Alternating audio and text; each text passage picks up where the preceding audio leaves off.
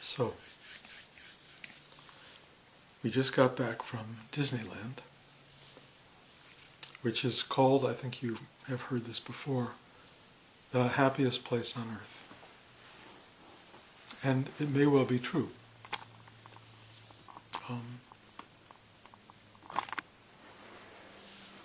Which is a good thing and a bad thing.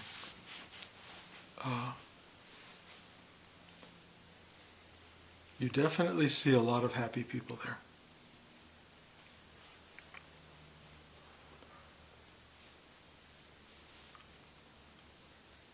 It is, in some ways, like a Tibetan bardo state.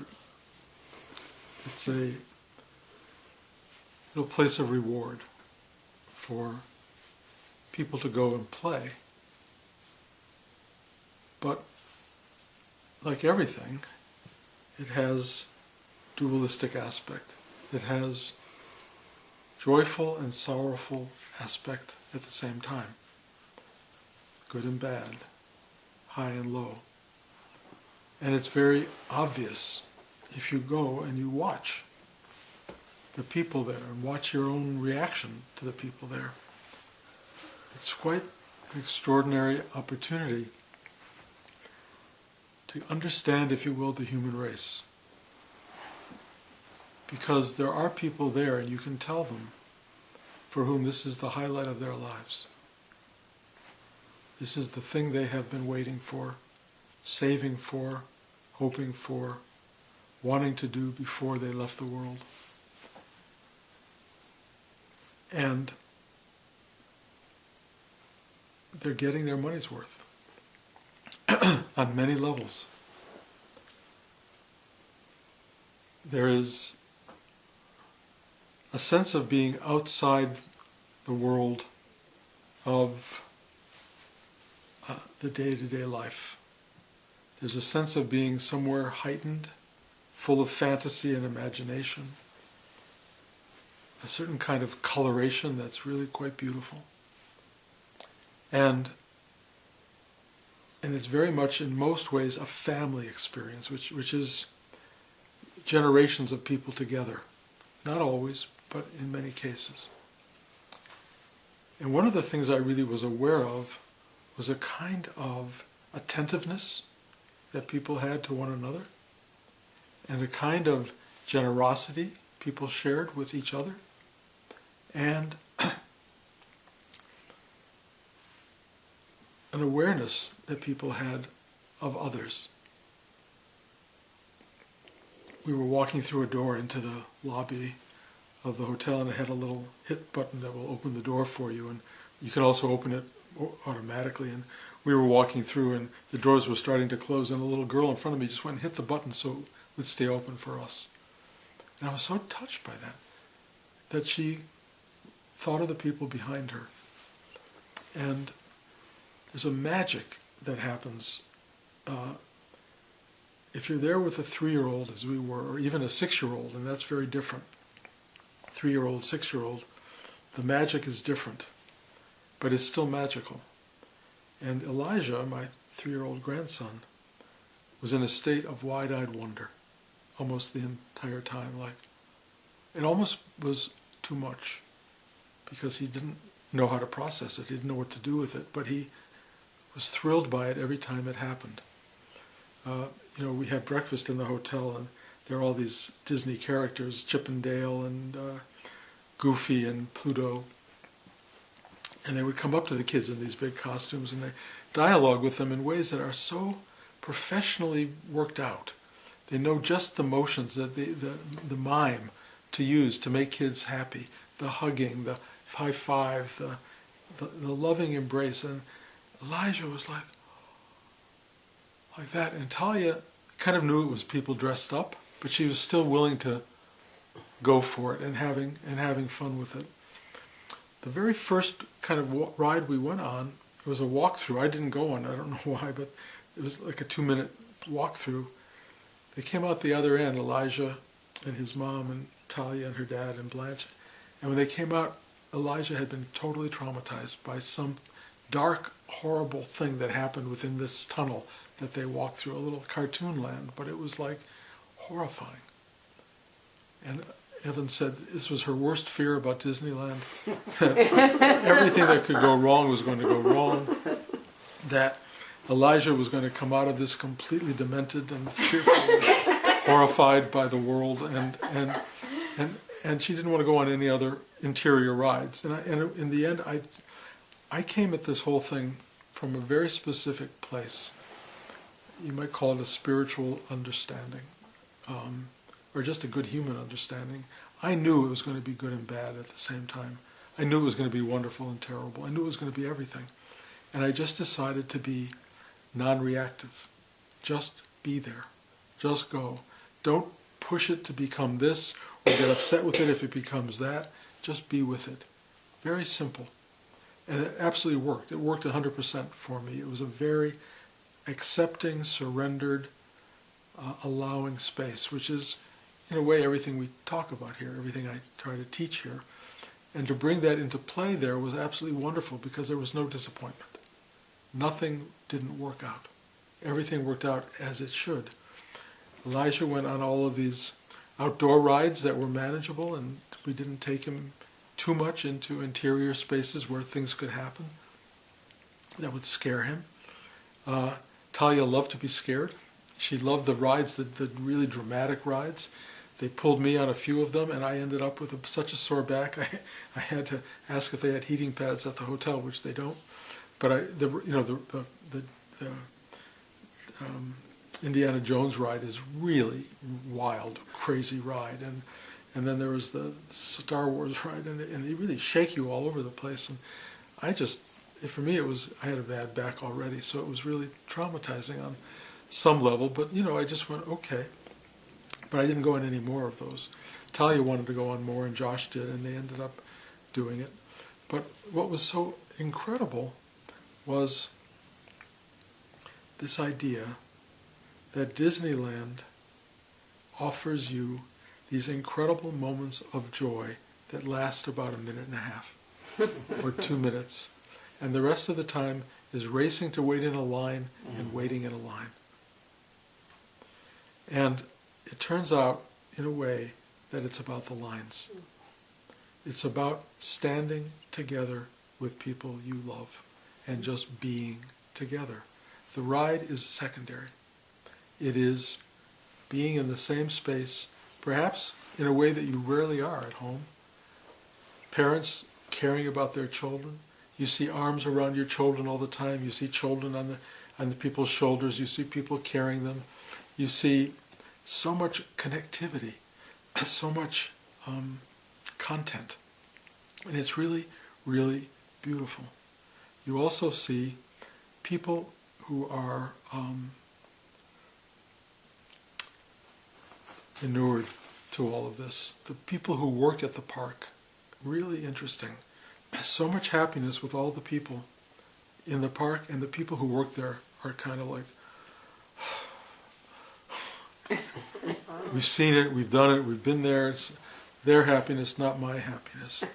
And I really was very taken by their kind of work ethic. They're trying to do the best they can, but clearly being surrounded by all that happiness, bless you, all day long is really challenging.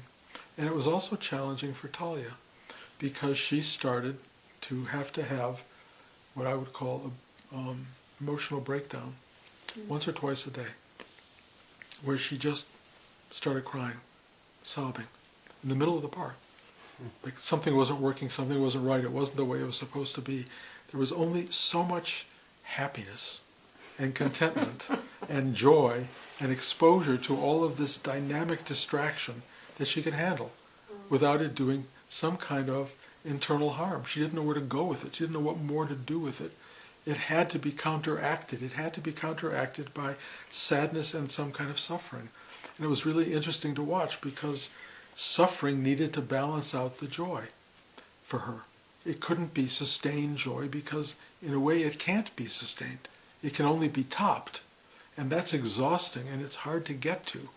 So she would drop out of the bottom, and then there was a lot of comforting that went on and a lot of sitting still and a lot of connectivity again. So it worked for her, and it kind of worked for all of us. And it was fascinating to watch how this was a requirement. Part of the experience was to go to the other side. And partly what they do with these rides, it's really fascinating. So many of these rides are very dark.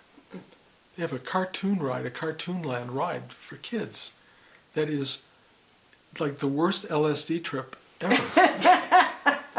It is one monster after another. They were horrible creatures, and they were jumping at you and frightening you and doing all these horrible things. And I didn't want to be there, let alone Talia. And luckily we didn't take Elijah on that ride. But I realized Disney is a progenitor of darkness on many, many levels. Many of his stories have huge forces that are horrifying to the child mind and maybe even the adult mind. Now this goes back to Grimm's fairy tales and to Bruno Bredelheim and all of these ideas that we need to be exposed to this stuff in order to accommodate the reality of the world. But there are some people who might say the world will give it to you all by itself, that you don't need to have it programmed into your entertainment. And I kept wanting to go on a ride where that didn't happen, and the only ride that didn't happen was Broken, which is a small world ride where you go around and it's just little chirping people. But this was really, the darkness that kept coming out of every ride was really shocking to me, and the violence of the rides, how intense they were. And so I started seeing Disneyland was the happiest place in the world only in the sense that families gathered together to experience it. That was the happiness of Disneyland, that people came together to share the world in a way that they don't in everyday life, or they don't have it concentrated in such a way that they get to really, really appreciate what life is. It's life in a condensed space where you get thrills and excitement and some lovely, beautiful things. You get to meet creatures that you've never met. Meeting Chewbacca for Elijah was like the most terrifying and exciting thing that could happen. And he didn't want to go in the room where Chewbacca was standing, and yet we kind of let him in. And the first thing he did, and it was so touching to me, he went up to Chewbacca and he said, "Do you love me?" Oh. And Chewbacca went hugging him and loving him. And then at the end, Elijah just was kissing him and thanking him. He wanted to be loved. He wanted to be loved by these dark forces, by the fearsome things in life, not just to be acknowledged by them, but to be loved. And love is his safety zone. It's all of our safety zone, really. Do you love me? So Disneyland, for me, was a place you go to connect with others and be with others, and to be there in a loving space that sometimes make you grab hold of each other out of fear, or sometimes just acknowledge the fun that you're having as people. This is all a good thing. But it's also a place of enormous distraction. The distraction level is very powerful, and for many people, that's what love is to be distracted from the daily stuff. It's also about food, a lot of food and a lot of eating and heaping your plates with food. And I watched how people were giving themselves over to all of this stuff. And 2 days later there's going to be consequences. You're going to put on 4 pounds. You're going to have sugar rushes. You're going to have all these issues. So what does it mean to have a place of pure joy? It means it's temporal and it cannot be sustained. And that's the nature of the world of the dualistic being. You cannot find one thing that is permanent. It is an endless dance of impermanence. It's an endless duality working together in a kind of harmonic duet, if you will, that allows us to know totality. And Disneyland was a deep, powerful impression of that. I don't want to dwell, I'm not trying to sell Disneyland. I'm trying to create an understanding that the core of the experience is others. The core of the experience is sharing space with others. There were people in front of me wearing NRA t-shirts, National Rifle Association. I knew that these people and I were not on the same wavelength in the world outside Disneyland. But in Disneyland, we were on the same wavelength. We were there with our kids. We were having fun. We were joyful in the same space. We had created what I think Disney was trying to do with Epcot Center, which is to create a singular world where we all live and work together in some kind of harmony and joy. But the lesson of Disneyland is that you're going to have your breakdowns. You cannot sustain joy, and you don't want to spend your life unhappy. It's a ballet, it's a symphony, it's an orchestrated space where everything goes on just like the world. And learning how to be in the world, you can take lessons from Disneyland, because you actually can be kind to one another, you actually can be loving, you actually can be considerate of other rather than at war with other, rather than suspicious of other. You can come together. We're holding other people, your parents, your children, your grandparents. I mean, there were so many layers of people there, and everybody was interacting and reacting and kind to one another. I think that's the lesson of Disneyland. And the other thing that came to me, and this came to me in teaching last week, and I talked about it a little bit, but I think it's really an important thing to reemphasize. There's a back door to others. Often the front door is obstructed. It's obstructed by people look different, they act different, they have different understandings, they have different beliefs, they have different expectations of the world, they are fearful, they are hopeful. All of this otherness makes it very hard for us to connect. But the back door is the chakra system. The back door is you don't have to enter people from the front, especially if they're putting up the walls that most people tend to put up. You can go in through the back door, which is go into your heart, into your being, your mental being, your gut being, go deep inside, and as you go inside, it wraps around to the inside of the person you're with. You are sharing your heart, you're sharing your mind, you're sharing your gut. It is a singular connection. It is the real being that we have, that what we are and who we are comes from going in, not necessarily going forward. You can touch other people by entering your own heart chakra and feeling it enter into the continuity and the totality of the singular being that you are. This is the real gift.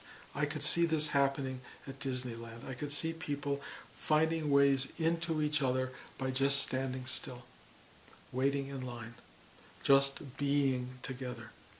This inner being allowed for an outer space to become really kind-hearted, generous, and sweet. This is a possible way for us to live as people. We can, by going into our own heart, experience the hearts of other people. We can even affect the hearts of other people. I don't know if you've ever had this experience where you think about somebody, suddenly you're thinking about them, and the phone rings and they're on the phone. You know, this is kind of how the world works. If you really begin to think about, care about, feel for, pray for, reach into yourself in connection to another person, they will touch that space. They will be touched by it. Whether they're conscious of it, whether they're not conscious of it, they will be benefited by the fact that you have reached out by reaching in, and you have given them this love, care, connection, hope, generous love. That's what you are as a spiritual being. A spiritual being knows the connectivity of people from the inside rather than the trying to get to them from the outside. Trying to get to people from the outside is the biggest, most difficult drama that we have. When you achieve it, it is exquisitely beautiful.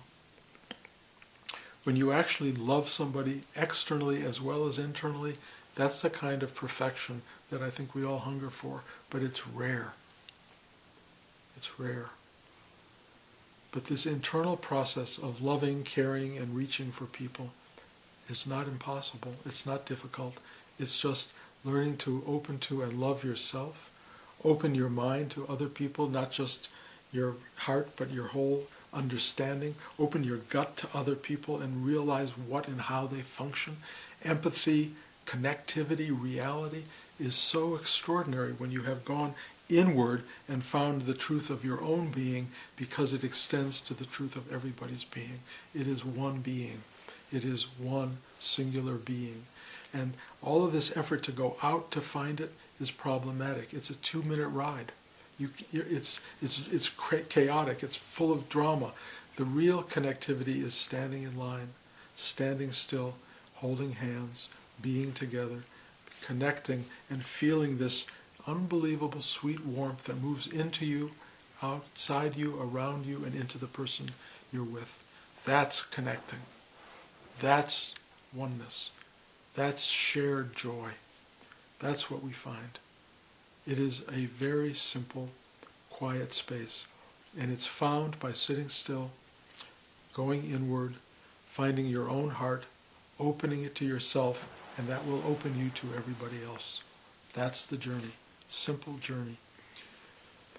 Disneyland you go to for a few days, a week, whatever you do one day, and you will have a little bit of a taste of it while you're there. But you know very, very quickly, if this is the happiest place on earth, there's a reason for it. And again, it's not the rides, it's being together. It's being together. And when you discover being together doesn't just happen at Disneyland. It happens everywhere. We are always being together. If you can pretend you're waiting for one of those little rides wherever you are, you will feel and experience this exquisite kind of connectivity that is the singular oneness that we have and share. That's the ride. That's the e-ticket. That's what we're looking for. It's not a 2-minute experience. It's an ongoing awareness. And that awareness is right in front of us if we go deep enough to see it. Any questions?